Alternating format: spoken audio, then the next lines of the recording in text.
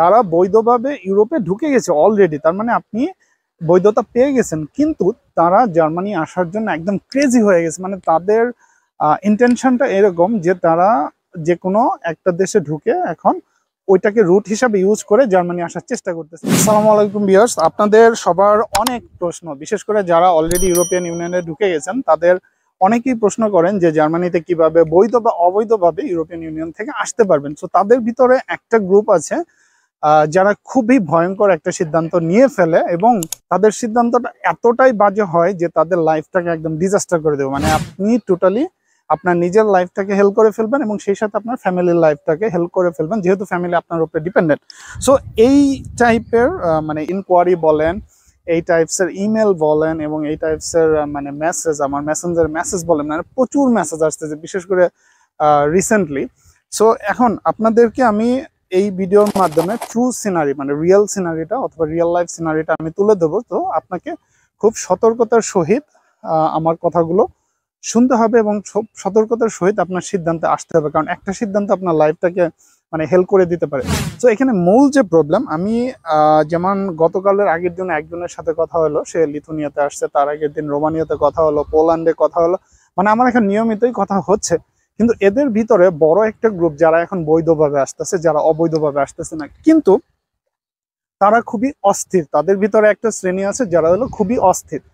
তারা বৈধভাবে ইউরোপে ঢুকে গেছে অলরেডি, তার মানে আপনি বৈধতা পেয়ে গেছেন, কিন্তু তারা জার্মানি আসার জন্য একদম ক্রেজি হয়ে গেছে। মানে তাদের ইন্টেনশনটা এরকম যে তারা যে কোনো একটা দেশে ঢুকে এখন ওইটাকে রুট হিসাবে ইউজ করে জার্মানি আসার চেষ্টা করতেছে। It's fine, it's nothing wrong, কিন্তু আপনাকে বুঝতে হবে যে আপনি এখানে এসে টিকতে পারবেন কিনা।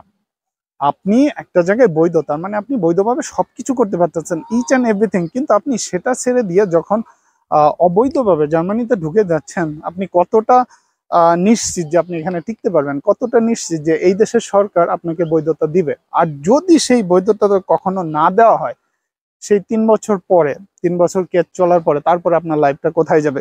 সো এই ভিডিওটা করার উদ্দেশ্যই হলো যে আপনাদের সতর্ক করা, যেহেতু আমি আপনাদের অনেকের সাথেই এখন টাচে আছি, বিশেষ করে ইউরোপিয়ান ইউনিয়নের ভিতরে যারা তারা প্রতিনিয়তই নক দিয়ে যাচ্ছেন, তারা প্রতিনিয়তই আমাকে নক দিচ্ছেন। তাদের টিআরসি আছে, 1 বছরের টিআরসি আছে, 2 বছরের টিআরসি আছে। টিআরসি দিয়ে আসলে জার্মানিতে আসা যায় না। এখন আপনাদের এটা বুঝতে হবে। এখন আপনারা আবেগে অনেক কিছু করতেছেন, অথবা কেউ একজন আপনাকে বলছে সেটা শুনে কাজ করতেছেন, কিন্তু যার কাছ থেকে শুনতেছেন সে আসলে কতটা নলেজেবল এবং তার স্কিল লেভেলটা কোথায় সেটা আপনাকে দেখতে হবে। এখন আমি যখন আপনাকে পরামর্শ দিচ্ছি, আমি জার্মানিতে 10.5 বছর থেকে আপনাকে পরামর্শ দিচ্ছি, সেটার একটা ভিউ।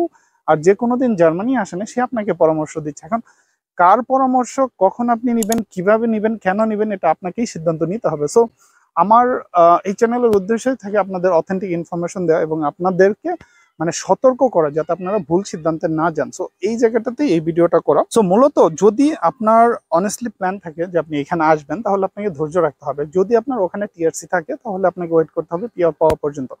যখন আপনি পিআর পেয়ে যাবেন, তখন বৈধভাবে এখানে আসতে পারতেছেন, কেউ তখন আপনাকে আটকে রাখতে পারবে না। এবং যাদের ইতালিতে 2 বছরের টেম্পোরারি কার্ড আছে, তারা কিন্তু এখানে আসতে পারতেছে না, কিন্তু আবার যাদের কার্ডটা সৌজন্য আছে 10 বছরের, তারা আসতে পারতেন। ঠিক সেম রুলসটাই হলো টোটাল ইউ এর জন্য। যদি আপনার ইউ এর সেনজেনের কোনো দেশে আপনার পিআর থাকে, তাহলে আপনি এখানে আসতে পারবেন, আপনার সেই আসাতে কোনো সমস্যা নেই। কিছুদিন আগে একটা ভিডিওতে বলেছিলাম যে যখন আপনার ইউ থেকে এখানে মুভ করতে যাবেন, তখন আপনাদের মূলত কোন বিষয়গুলোতে মানে খেয়াল রাখতে হবে, কোন বিষয়গুলোতে গুরুত্ব দিতে হবে, কোন পেপারগুলো এখানে দরকার, এসে কিভাবে আপনি এই জায়গাটাতে মেনটেন করবেন অর্থাৎ অ্যাডপ্ট করবেন, সেই বিষয়গুলো নিয়ে একটা ভিডিও আছে, সেটাও আপনারা দেখতে পারেন। সো আমার যেটা রিকোয়েস্ট, যে আমি আমার লাইফটাকে একটা বৈধতার ভিতরে নিয়ে আসছি, তার মানে আমি বৈধভাবে সব করতে পারতেছি, কেন আমি সেটাকে অবৈধ করব? কেন আপনি সেই ধৈর্যটা রাখতে পারেন না? কেন আপনাদের সেই ধৈর্যটা নেই? কেন আপনার এত তাড়াহুড়া?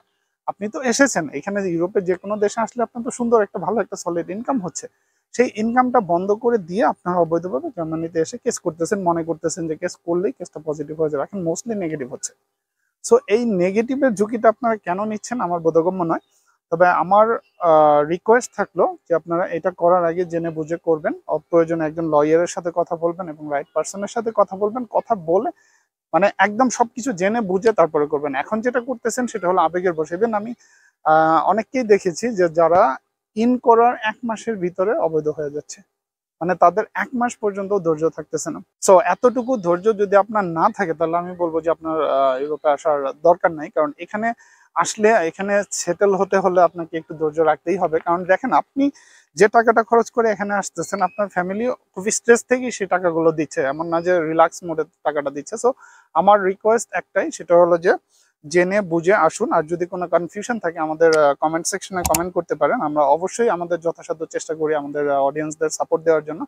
সো এই ভিডিওটা এতটুকুই ছিল। আশা করি আপনারা বুঝতে পারছেন যে আমি আসলে কি বোঝাতে চাচ্ছি, কোথায় আমার কনসার্ন, সেটা আশা করি আপনারা বুঝতে পারছেন। যদি ভালো লাগে অবশ্যই ভিডিওগুলো শেয়ার করবেন এবং আমি মোর অ্যান্ড মোর আপনাদের তথ্য দিয়ে সাহায্য করবো। ভালো থাকবেন। আজ এ পর্যন্ত। আসসালামু আলাইকুম।